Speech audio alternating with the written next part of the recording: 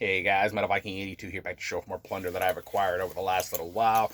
Part 2 of this two huge stacks of 2022 releases. So once again, I'm just going to jump right into it.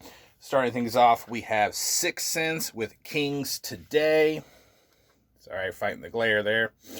But yeah, new metal band out of Chicago, Illinois. Been around since 2017. This actually features Vicky Sarkis, the vocalist of The Agonist, on vocals here. And that was how I actually ended up discovering this band. And I know new metal is kind of a taboo subject. A lot of people don't like them, but I enjoy new metal. It just depends on the particular band. But yeah, this is their debut EP put out by Sound Escape Agency. And yeah, I've only listened to it a couple times so far, but yeah, I really dig this. There's some really good stuff on here, and her vocals sound absolutely amazing. So if you don't mind new metal, go check out 6 Cents. Next up, Parkway Drive with Darker Still. And this comes in a slipcase. There's the artwork there. But yeah, Parkway Drive, metalcore band out of New South Wales, Australia. Been around since 2003. This is their 7th full-length album put out by Epitaph. And I've been a fan of them for a little while now. I mean, at first, I kind of wasn't too into them, and then I went back and I checked them out, really got into them. And then their last album I thought was really good. They still play the song Wishing Wells on Liquid Metal quite often. So I was really excited to see if they had put out a new album. And I don't know. It doesn't seem like this is as heavy as their last release. And I know that sounds like a stupid, assessment, if you will, or whatever. But I don't know. I just don't seem to. I've only listened to this once so far, and it's not sticking with me like their last one did.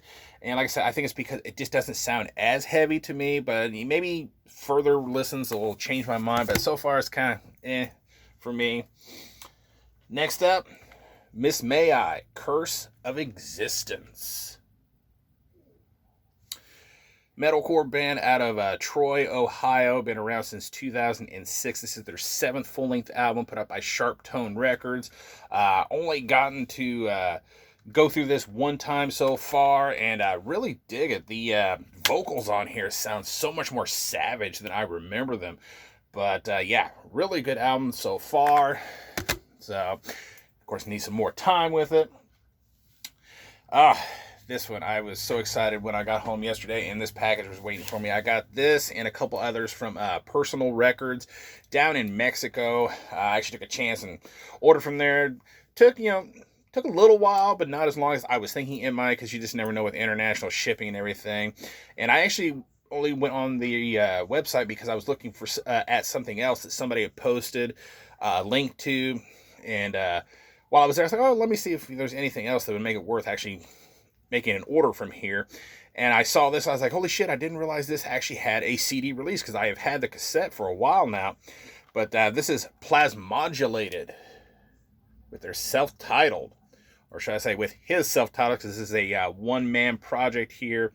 But yeah, Plasmodulated, death metal band out of Gainesville, Florida. Not exactly sure when this project actually formed, but it is the side project of Mike Colby from Warflurch, a band that a lot of people know and should be a name that is very familiar with a lot of people, especially if you're a death metal fan.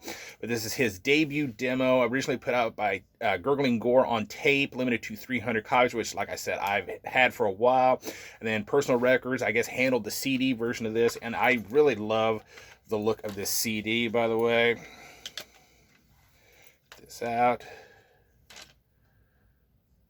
Really cool. As you can see, the data only takes up that little bit, but you don't see CDs made like this too often. Of course, trying to put this in a CD player in a car or whatever, which not many cars these days seem to have those, is going to be a little bit of a bitch. But yeah, still really cool looking.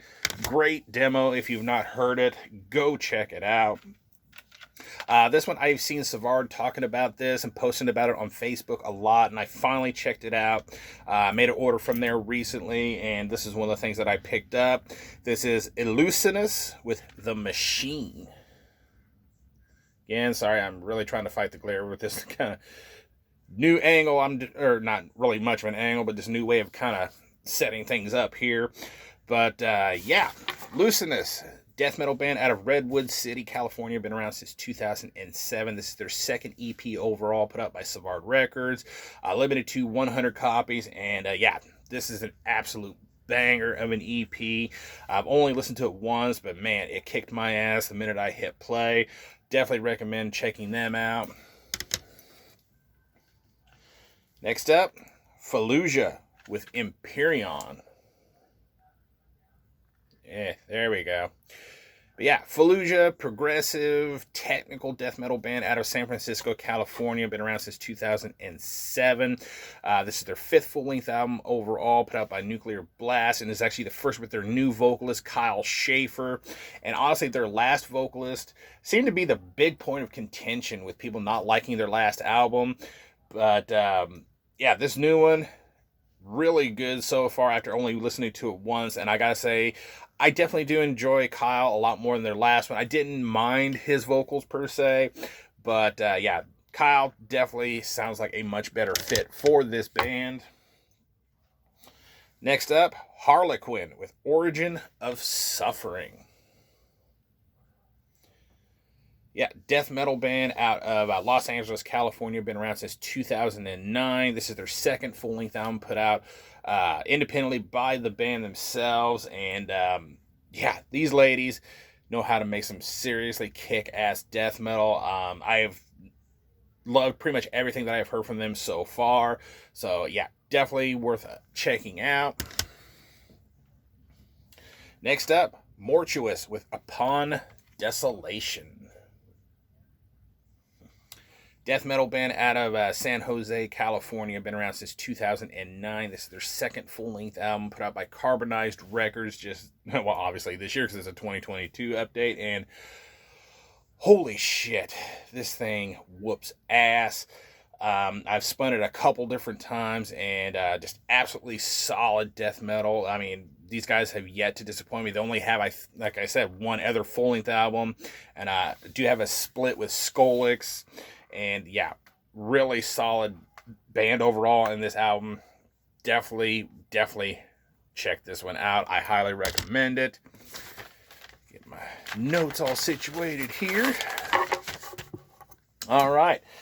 Another one that I was highly anticipating when I heard these guys were finally putting out a full-length album. I enjoyed their EP. In fact, I actually saw them at Crypt Fest, which was the kind of online fest thing that Ken over at Ken's Death Metal Crypt put on, which he seriously should do another one of those because I absolutely enjoyed that thoroughly. But picked up their EP not long after that event, fell in love with it, heard they were going to be putting out a full-length album, could not wait to check it out. I've actually got a cassette coming of this. It's a like a special edition cassette that I'm really anxious to see and show off. But this is Phobophilic with Enveloping Absurdity.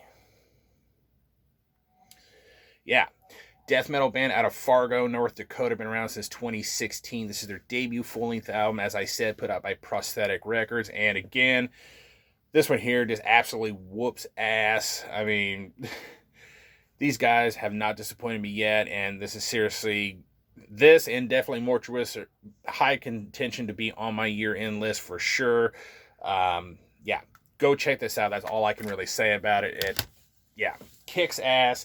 This one here, this last one, I put a post up on Facebook. I said, I'm so glad that I have a nurse in the family because my mother is a nurse, because I was going to need some medical attention after the ass kicking this thing gave me upon my first listen.